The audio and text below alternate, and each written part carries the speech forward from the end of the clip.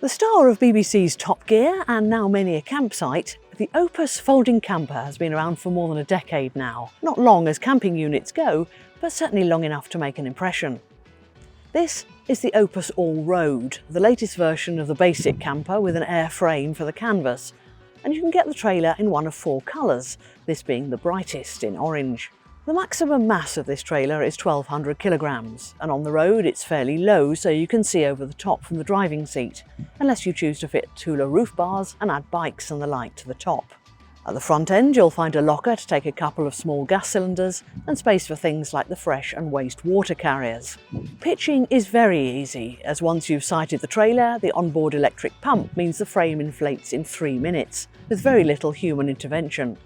Inside, the OPUS still has the yacht-like interior of its first incarnation. The U-shaped seating turns into a double bed if you'd like to accommodate 6 on board. The main beds are at either end, though, and have comfortable mattresses and curtains to give a little privacy. The kitchen area has smart wooden work surfaces around a stainless steel sink and 2-burner gas hob, along with a fridge and microwave. The storage space here is of the smart kitchen shelving variety rather than cupboards.